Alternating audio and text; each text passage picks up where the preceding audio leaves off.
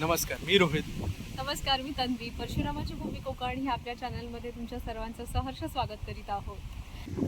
तर आपल्या सर्वांना माहितीच आहे की 1 जुलै ते 7 जुलै हा जुलैचा पहिला आठवडा भारतामध्ये वृक्षारोपण आठवडा किंवा वनमहोत्सव म्हणून साजरा केला जातो.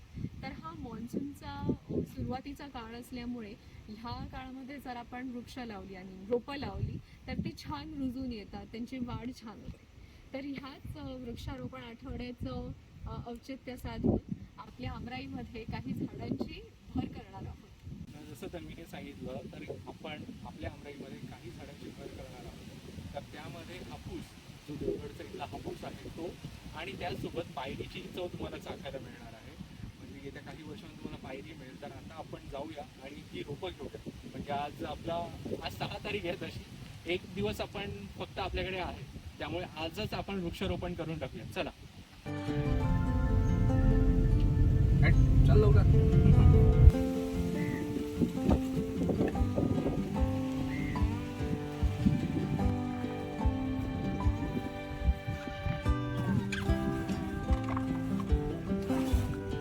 आपण आहोत सौंदाळे गावामध्ये. तर इथे असं जाताना मला हे असे काका बाटे भरताना दिसले. म्हणजे आता हे तुम्ही बघताय, हे बाटे असे आंब्यांचे भरले जात आहेत.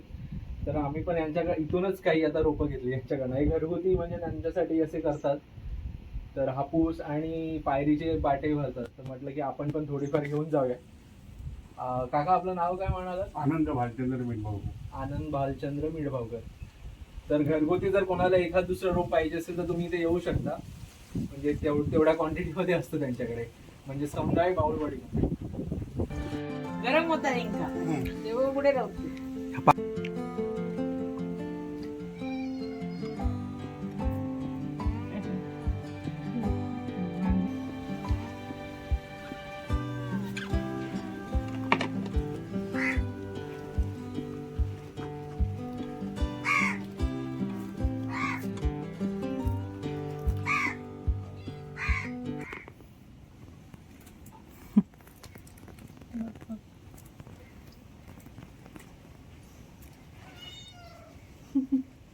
तर हे कलम हे कसं बनवतात, हे रोपाच्या आधी ह्याची प्रोसेस बघितली. याच्यामध्ये हे 2 बाठ्याचं सुद्धा हे तयार होतं आणि हे आहे ते 3 बाठ्याचं.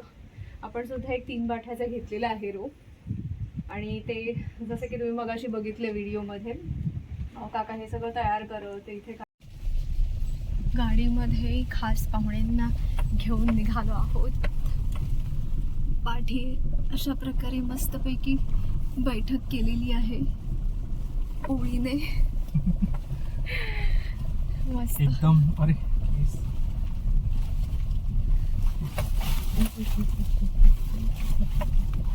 बोल. एकदम काय, एकदम सावकाश गाडी चालवते. एकदम सावकाश. 0च्या स्पीडवर आहे काटा. कारण की झाडा जरा डळमळली नाही पाहिजेत म्हणून.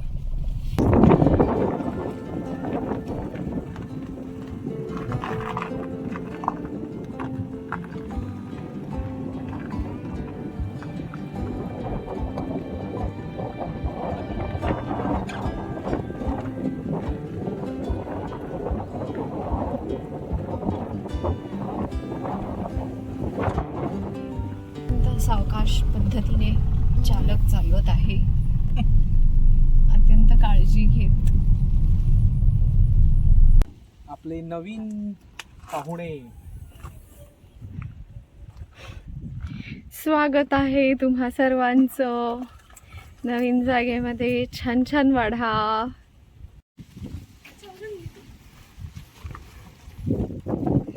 चला चला. आळंदीला जसं तुळस घेऊन जातात बाहेर डोक्यावर, तसं पायरीचं झाड घेऊन जाते. पायरीचा आंबा हे रोप आहे. 3 बाठ्यांचं हे असं बनवलेलं रोप आहे. तर आता लावायला जाऊया. सुरुवात पायरीपासून. हो. आपल्या बागेतलं पहिलं पायरीचं झाड असेल हे. पायरीने पुढे जाऊ. हा, बरोबर.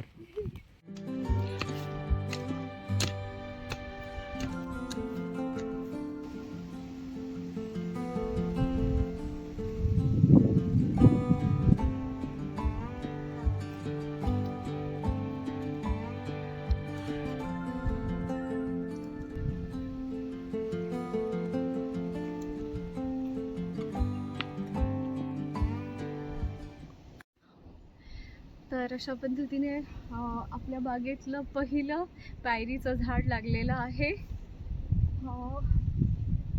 मस्तपैकी. तुला कसं वाटतंय झाड?